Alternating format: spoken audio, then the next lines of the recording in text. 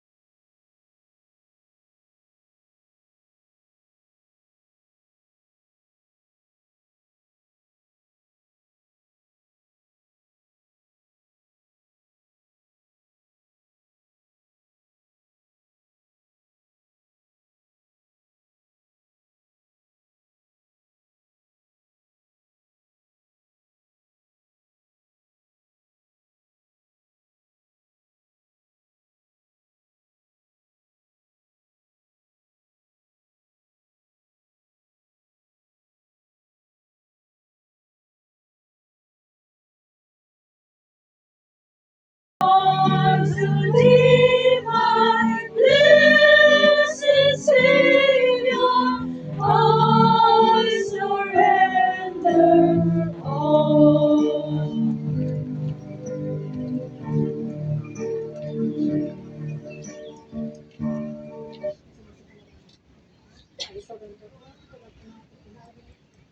Ibigay natin sa ating Panginoon Kristo ang lahat. Surrender natin sa ating Panginoon Kristo at kung ano man ang ating mga nagawa mga pagkukulang, ang pagkakasala din sa Kanya. Surrender natin ang lahat ng ating buhay sa ating Panginoon Kristo upang siyang maghari, upang ang kanyang banal na Espiritu at siyang patuloy na sumama sa atin. Praise the Lord, Lord Jesus. Hallelujah, Panginoon Kristo. Lord Jesus, narito po kami sa pangalan ko, Lord Jesus. Muli, pinagkakito mo po kami. Pagkaman ng dyan ako na samantalaan. So, pag sinabi mo nga po, Lord Jesus, in season or out of season, we will praise the Lord. Yes, Lord Jesus, tulungan mo po kami, God. Patawarin mo po ang bawat kasal sa lahat ng aming mga kasala sa inyo, mga pagkakulang. Hinisilip po ba ang aming mga puso kaisipan mo, God, para sa umagang ito. Ang iyong mga banal na salita, O Lord Jesus, ang pagkain po ng aming kain, O God. Ito po, God, ay aming maunawaan, maintindihan ang iyong mga banal na salita. Kaya Lord Jesus, dalangin ko po, God, samahan mo po kami sa pasimula po hanggang sa matapos na aming pagsamba sa iyo. Lukuban mo po kami ng iyong banal na Espiritu. Palibutan mo po kami sa iyong mga banal na angkan. Pagdalangin po namin, O God, ang masamang panahon, O God, kontrolin mo po, God, ang ilang Lord Jesus, na hindi po bumuhos ang malakas na ulan. Sapagkat nakita mo nga po, God, ang aming kalagayan, Lord Jesus. Alam ko po, Lord Jesus, pagkakalingin ng mga tao, God, abang-aba, O Lord Jesus. Subalit dyan sa iyo, God, lahat ng mga ginagawa ko, hindi po ito mauwi sa walang pagpunta. Kundi lahat ng mga ginagawa ko sa pagsisipa ko, God, ay nandiyan po ka. May kabuluhan dito sa iyo mga kanila. And Lord Jesus, i-bless mo po God ang aming gawain sa umagang ito. I-bless mo po Lord Jesus kahit naman ang mga testimony mo God, sa mga katutuo ng mga anak mo God. At lalo po ito God, i-bless mo po Lord Jesus ang iyong mga panalasalita. Kasi po pinakamahalaga sa aming pagtitipon sa umagang ito. Gamitin mo po ang kaibigan ko Lord Jesus. Bigyan mo po ako ng wisdom, knowledge, and understanding. Na maunawaan ko po ang iyong mga banal na salita God. Na ikaw po maglagay sa akin dito God sa iyong mga salita na ako po sasalita ito God sa umagang ito God. Na iyong banal na Espiritu God. Ang siyang maghari ang Diyos Kristo. So maraming salamat Lord Jesus. Maraming salamat Lord sa kapagpapayan na pinagalaman po sa amin. Na nakarating po kami dito. Na nandyan po God ang aming pagsisikap po. Na nandyan po God ang aming pagtitiwala sa iyo God. Na kayo po Panginoon Kristo ang magbibigay po ng tagumpay sa aming mga dalangin. Kaya salamat Lord Jesus. Ikaw po God ang magsama-sama sa amin. Kayo po ang nagsabi o Lord Jesus, anuman po ang aming hingin sa pangalan, ay iyo po ibibigay sa pangalan ng Jesus. Lahat ay magsabi, praise the Lord! Praise the Lord. Sister Vic,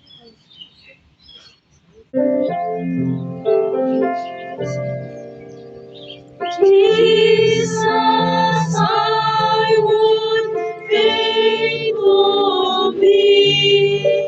Give me the heart, give me the heart. Jesus, I would walk with thee. Each passing hours, each passing hour. In thy footsteps place my feet, as thou dost lead,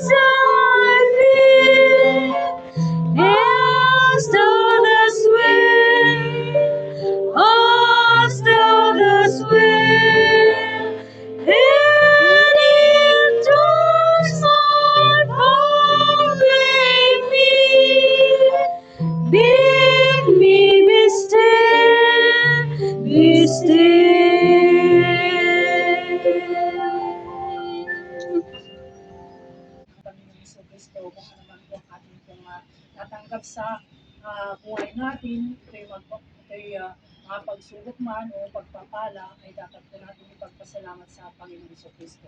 Kung sino man po ang meron pong pasasalamat sa ating Panginoong Hesus, ay tumayo lamang. Praise the Lord! Praise the Lord. Praise the Lord. Praise the Lord.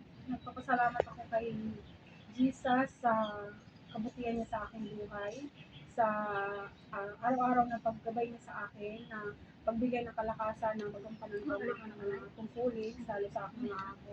At nagpapasalamat din ako kay Jesus na patuloy niyang binigyan sa aking pamilya, na kahapon pa lang ay ang layo ng kanilang pinagbibigyan ng lechon sa bayan pa ng Bansod.